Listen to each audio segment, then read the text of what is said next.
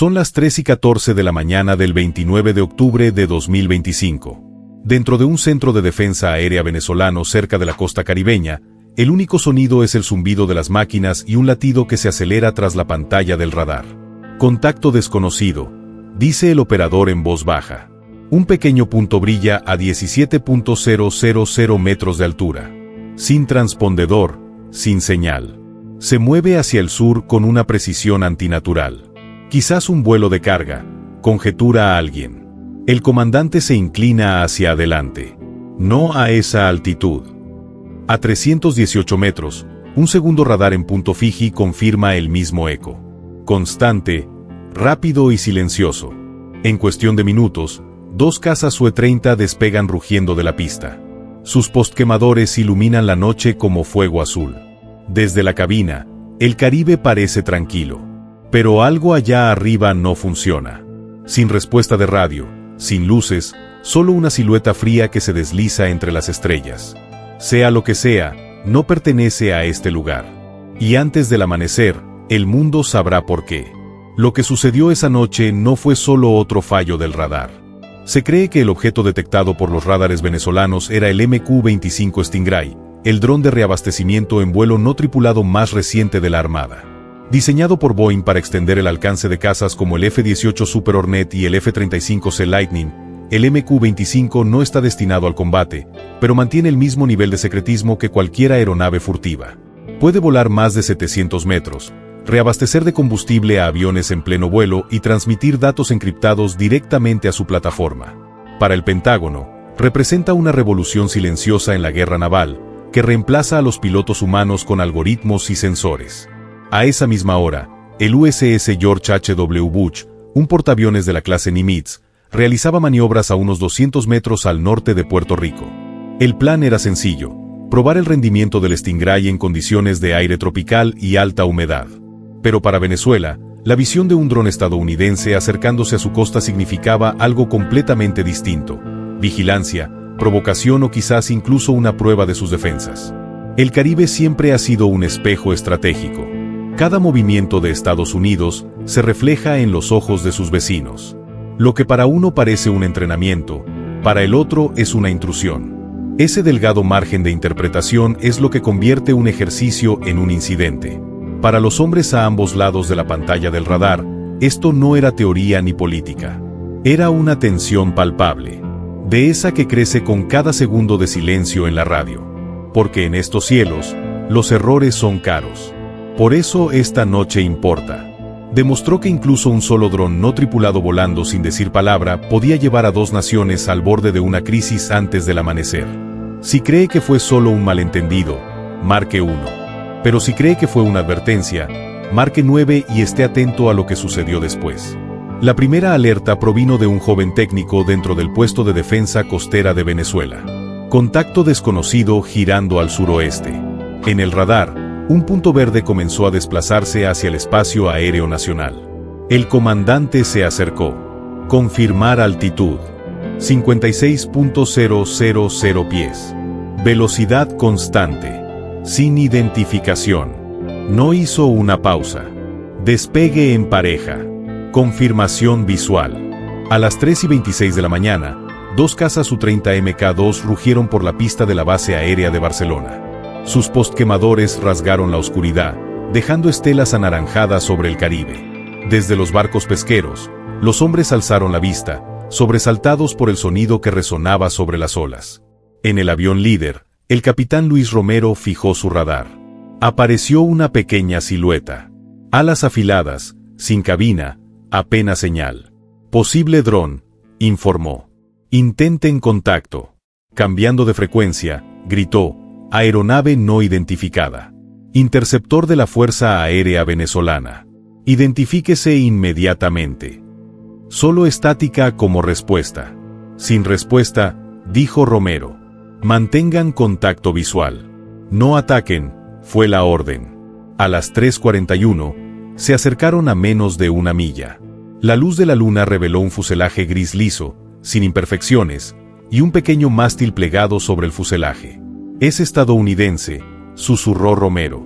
Tipo MQ-25 confirmado.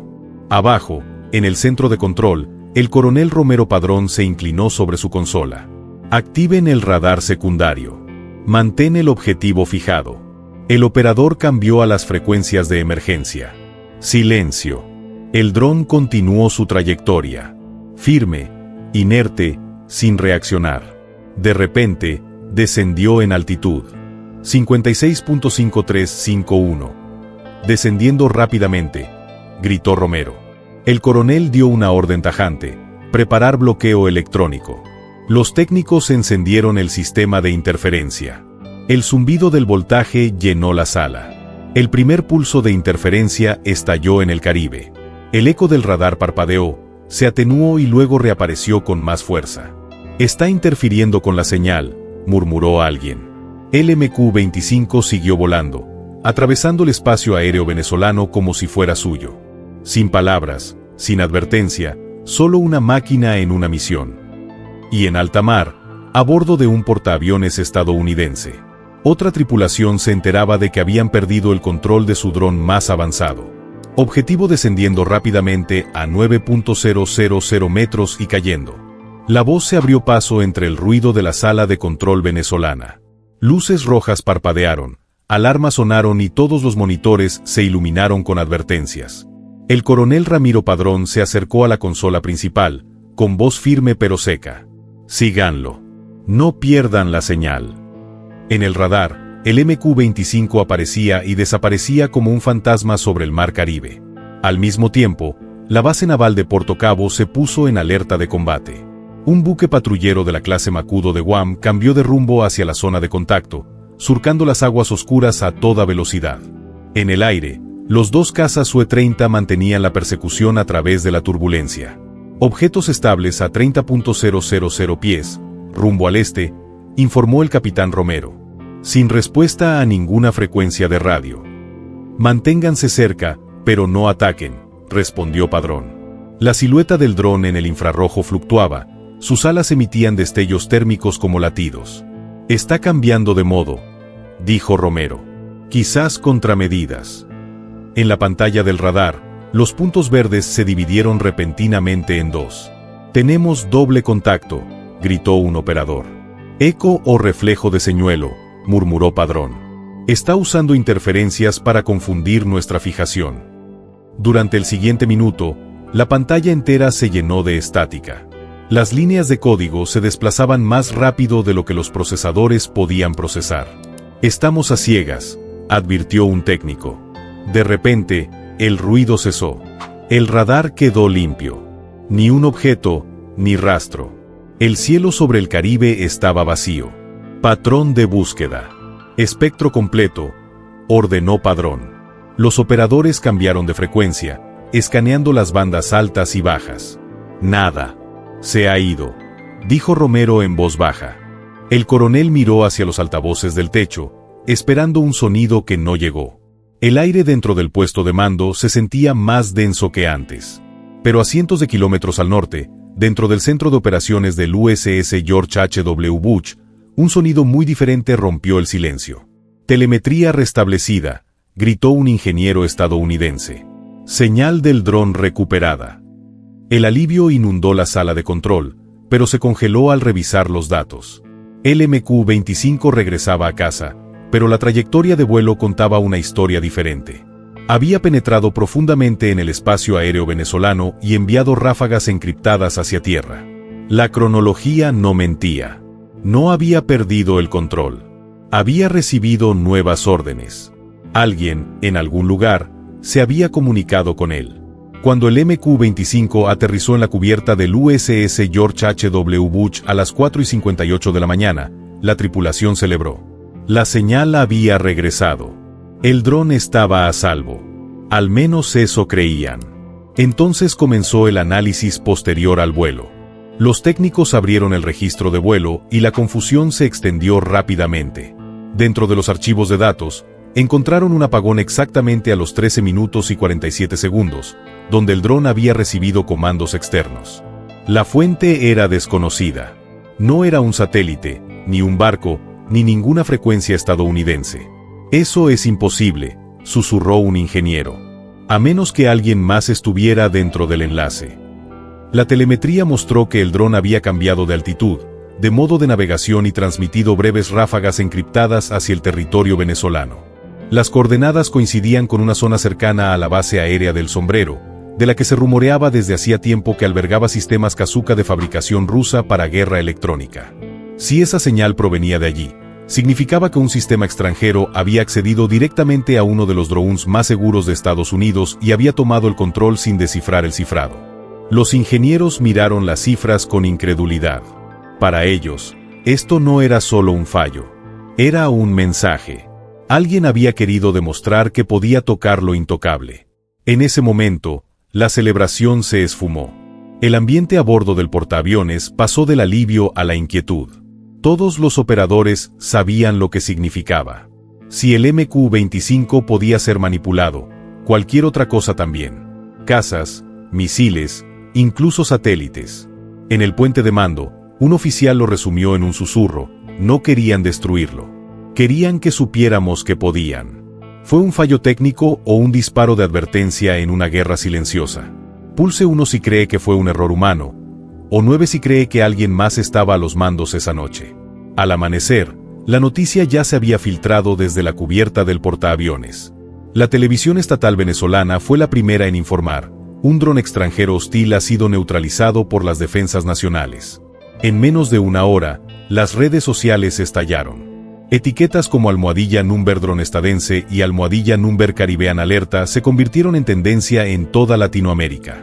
En Washington, la reacción del Pentágono fue el silencio. Ni negación, ni confirmación, solo puertas selladas y reuniones informativas a puerta cerrada. A bordo del USS George H.W. Bush, la celebración por el regreso del dron se había transformado en inquietud. Los ingenieros aislaron el MQ-25 dentro de un hangar cerrado y comenzaron a extraer sus datos internos. Fue entonces cuando lo encontraron junto con un archivo cifrado creado durante el apagón. Ningún operador lo había escrito. Ningún sistema lo había registrado. Dentro había una breve cadena de código y un conjunto preciso de coordenadas GPS que apuntaban directamente a la base aérea de Palo Negro, Venezuela. Alguien había dejado una tarjeta de visita digital. El capitán ordenó cerrar la sala con llave y activar el cortafuegos de la red del barco. Traten esto como protocolo de emergencia, dijo. En la cubierta superior, los marineros miraban al horizonte, conscientes de que formaban parte de algo que tal vez nunca se contaría. Esto no es un fallo, susurró un técnico. Es un mensaje. A las 11 de la mañana, el Pentágono reunió un grupo de trabajo de emergencia. Los analistas de datos confirmaron picos electromagnéticos que coincidían con los sistemas Crossa 4 de fabricación rusa, inhibidores capaces de cegar satélites, secuestrar drones y alterar las señales de radar en tiempo real. Es una operación quirúrgica, declaró un asesor a la prensa extraoficialmente. No dispararon, demostraron control. Mientras tanto, al otro lado del Atlántico, el Vasily Tatisev, un buque de inteligencia ruso, fue detectado navegando hacia el oeste, rumbo al Caribe. La sincronización era demasiado perfecta para ignorarla. Al anochecer, se emitieron nuevas órdenes desde Washington. El grupo de ataque del portaaviones USS Dwight D. Eisenhower, junto con los destructores USS Mason y USS Laboon, fueron enviados al sur bajo el pretexto de patrulla rutinaria. Todos a bordo sabían que significaba algo más: disuasión mediante la presencia. En Caracas, los presentadores de noticias lo calificaron como una victoria para la soberanía. En Washington, los provocadores evitaban las cámaras. Y en las tranquilas aguas del Caribe, las pantallas de radar brillaban en silencio mientras dos armadas se vigilaban mutuamente a través de miras invisibles, esperando el siguiente movimiento en una guerra que nadie había declarado oficialmente. Días después, el Caribe parecía tranquilo de nuevo, pero todos los que vivieron aquella noche sabían que la calma era solo una ilusión. En Washington, se inició una investigación discreta a puerta cerrada.